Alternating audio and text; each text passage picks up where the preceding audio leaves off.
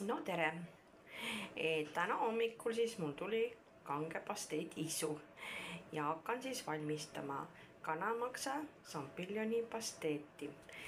Siia siis läheb 800 grammi maksa, kanamaksa, no broileri maks on mul ja siis tuleb teda siis ka natukene neid kelmeid vähemaks võtta, et siin võib ka olla siis natuke vähem, ütleme 750 lõpuks.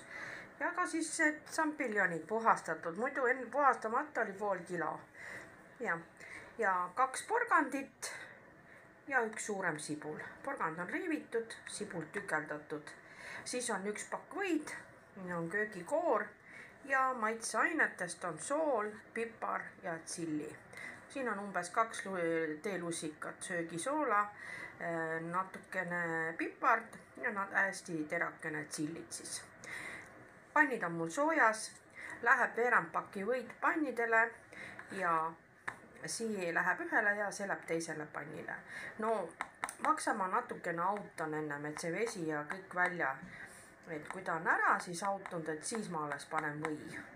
Ja siis ma natuke pruunistan, siis lähevad kõik ühte kaussi ja no nii, kui maks on nüüd pannil natukene siuksed pruunikat värvi võtnud, siis paneme ka siia siis selle või.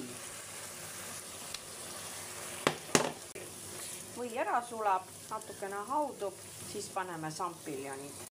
Nii, porgand ja sibul on ka kenasti värvi juba võtnud, saame siia maitseained ära panna.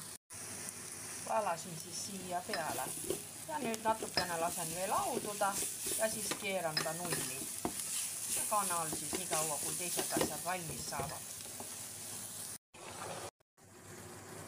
Nii, ja nüüd natukene siis panen ta veel kanna alla hauduma, kui see peenelt pehmeks, siis paneme ka peale toidupoole.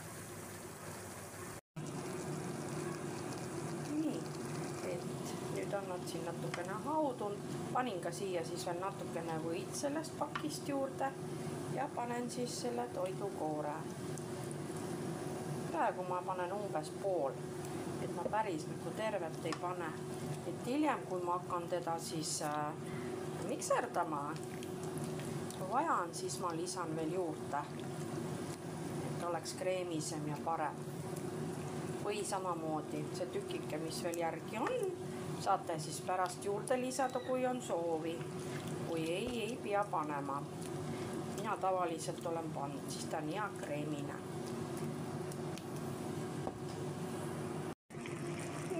Ma panin ka juurde siis selle porgandi ja sibula segu. Nüüd natukene segan veel ja võibki ära mikserdada. Nüüd peeletame kõik ära ja kautsi. Ja nii, minu pasteet on valmis. Ja nüüd läheb ta siis külmkappi tahenema.